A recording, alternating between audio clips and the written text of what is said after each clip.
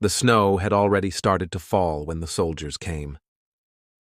In the bitter dark of a December morning, 23 men crept toward a cabin on the frozen plains of the Standing Rock Reservation. They moved quietly, rifles loaded, hearts pounding, not because they were sneaking up on an enemy encampment, but because they were about to arrest a 59-year-old man in his sleep. He wasn't a war chief anymore. Not really. He hadn't led a band in years.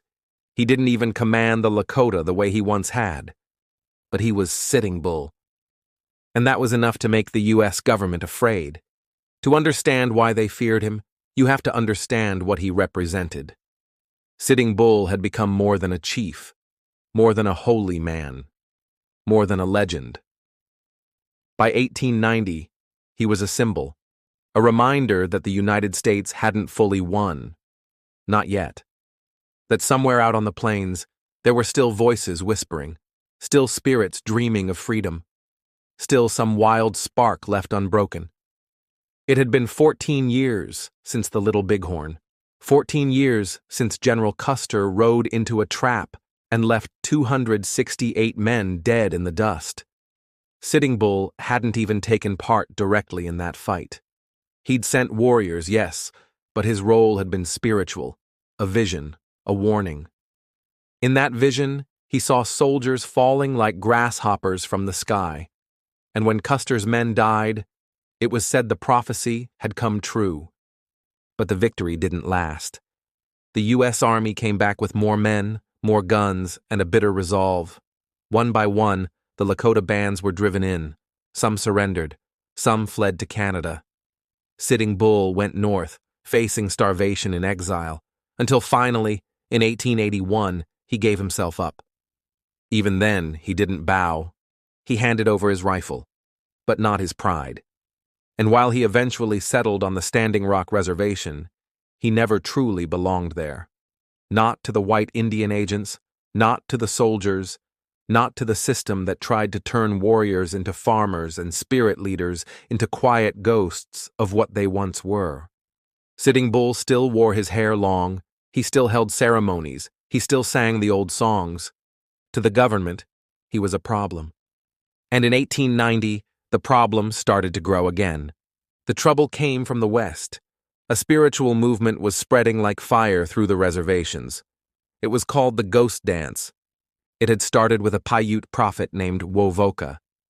He claimed that a great reckoning was coming, that the buffalo would return, that the dead would rise, that the white man's world would fall away, and the native world would be restored.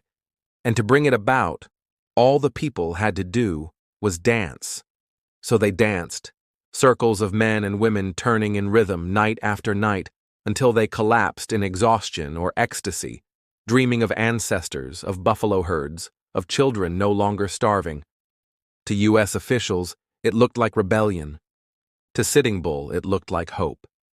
He didn't practice the dance himself, but he allowed it, encouraged it, and when federal agents came to ask questions, he said simply, "We do not ask you white men for anything. We only ask to be left alone."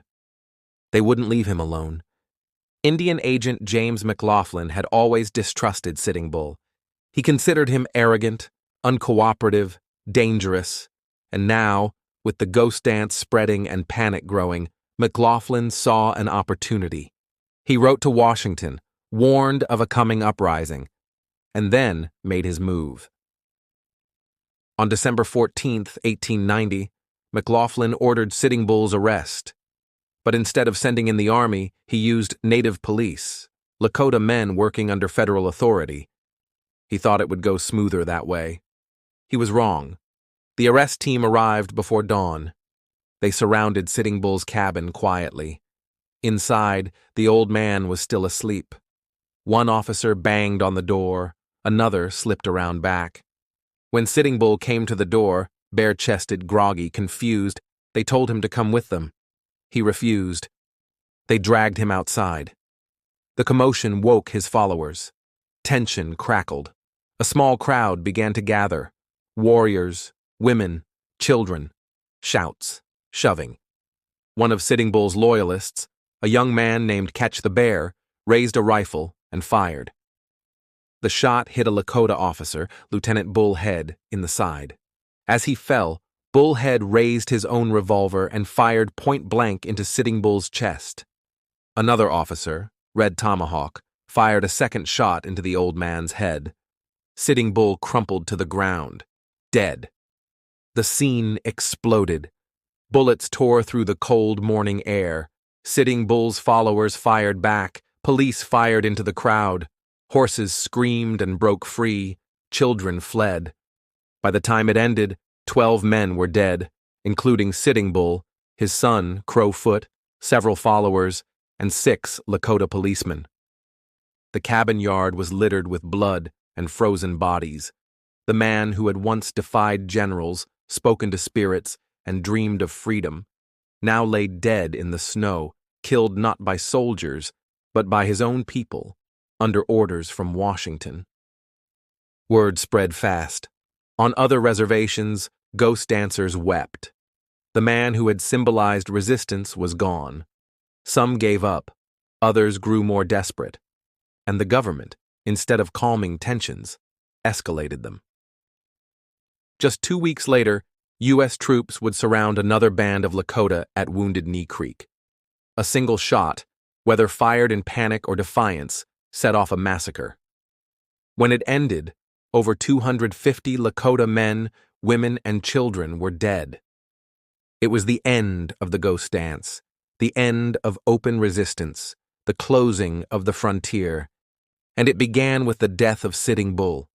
He was buried in a simple grave at Fort Yates, not far from where he fell. Years later, his relatives would claim his remains and move them to Mobridge, South Dakota, near the Missouri River, closer to his ancestral land. His legacy, however, was not so easily moved. To the U.S. government, Sitting Bull had been a problem, a figure of defiance, but to his people, and to many even beyond, he became a symbol of dignity, of courage, of standing firm when the world insists you surrender. He once said, "I wish it to be remembered that I was the last man of my tribe to surrender my rifle." He kept that promise. And the day he fell, something else died too.